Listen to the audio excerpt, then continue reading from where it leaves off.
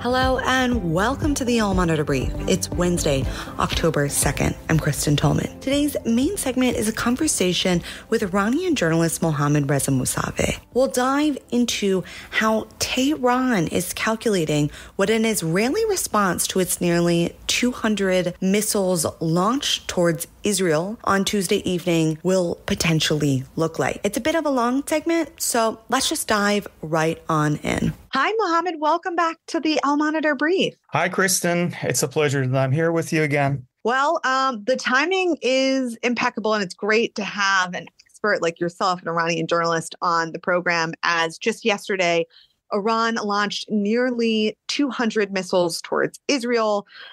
Walk us through some of the timing around this. A lot of Iran experts online didn't seem to think that yesterday or this week was really the best time for this to happen. Maybe it was just going to be pre-signaling like the April 13th attack, where there was some time buffer between figuring out that there was going to be an attack and then an attack. So walk us through the timing and what signals you were seeing. Okay, I remember that the last time we were talking, it was a few days after Hania's assassination in Tehran, and we were just estimating and just trying to discuss when Iran will retaliate to that attack.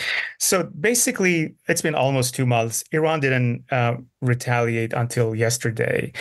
In the meanwhile, basically, there were some new developments that increased the pressure on Iran. So Nasrallah was killed, along with a top military commander of the IRGC in Lebanon. There were other developments. Other IRGC personnel were killed in Syria and elsewhere. It seems that Iranians showed restraint, first of all, because they know that Bibi really requires a war in the coming month. Some say that also Trump would really benefit from an all-out war in the Middle East, but we don't know. But on the other hand, Iran really knew that Bibi wants a war, wants to drag the United States into the conflict. And apparently that's the reason why Iran showed self-restraint. While we also heard from the Iranian authorities that the West, apparently Americans, they were sending messages trying to persuade Iran to show restraint and just avoid aggravation of the conditions, while they were giving some promises of also containing Israel from going into Lebanon, or trying their best to make a ceasefire in Gaza. So none of them came true, and everything just got worse. It seems that Iran felt that if it doesn't respond, then Israel is going to advance more and more, and eventually there will be a serious confrontation between Iran and Israel. And then why shouldn't we do this now, while Hezbollah, on account of losing the basically all of the major commanders, has still some capabilities. So I think that's the reason. In addition to that, we should also take into consideration the domestic pressures that the Iranian government felt, because there were lots of people calling for retaliation, and they were trying to criticize the administration, Pezeshkian's reformist government, for kind of thwarting the decisions by the Supreme Leader. They claimed that the Supreme Leader wanted to take the retaliatory measures, but a reformist administration rejected and didn't allow. Well, this is not really the case, I think, because such decisions are not made by the president, nor can a president decide against such decisions made by the Supreme Leader if he does take such decisions. So eventually this happened. We now see the condition in the Middle East. It also has a kind of a domestic, has brought a kind of domestic spirit to the Iranians. Some of the Iranians took to the street, not all of them. Some of them are scared of war. Some of them are happy that there was a kind of reaction to the recent developments in the region. What was the? Hmm. Did I miss part of the question? No, that was helpful framework and sort of setting of the scenes. Something that when I think about Pezeshkian's term as president thus far, I mean, his inauguration day, as you said, and as it's been labored on, Hamas political chief Kanye was killed in Tehran. Then on his first overseas trip to Iraq, that's when the U.S. and European leaders announced that they believed that Iran had been giving weaponry to Moscow for its war efforts in Ukraine.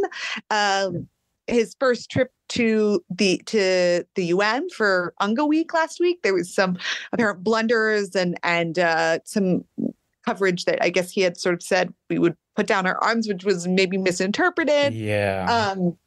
And then, right. And then now, if he's getting backlash for, potentially being seen as a reformist government and then holding up any sort of action, as you say, that's probably not realistic, but his go thus far has been quite challenged. But maybe what do you make of that? Maybe that's just, as you say, really the power lies with the supreme leader.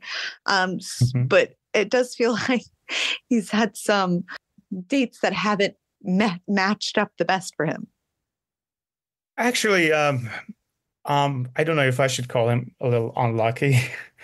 But anyway, these were, a series of unfortunate developments in the country and in the Middle East. That's probably because of the crazy times that we're in nowadays. These things happen.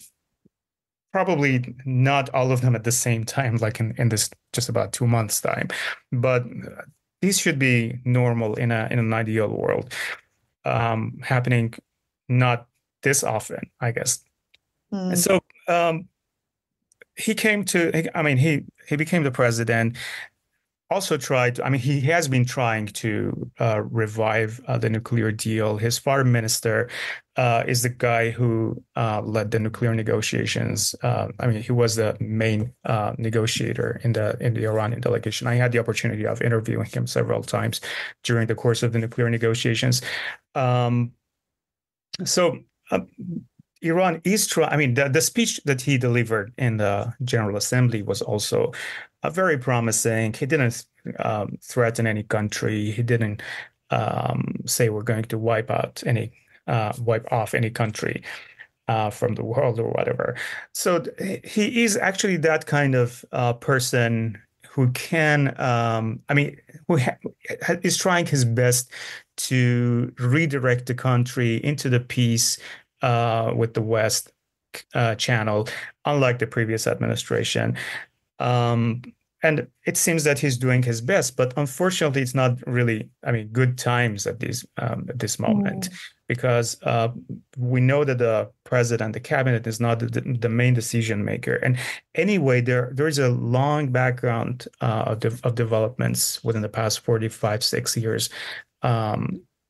Of the Islamic Republic and the confrontation with Israel. So he does not have power to change the past. He does not have power to change the course of the confrontation, the regional confrontations of Iran at this moment. So I think we should give him the credit for being a president who is trying his best to deal with the world and bring back the nuclear deal and hopefully remove the sanctions, which are really crippling the Iranian economy.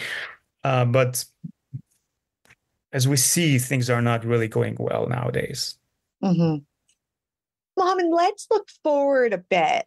There's talk that Israeli retaliation, which Benjamin Netanyahu vowed Tuesday evening would come.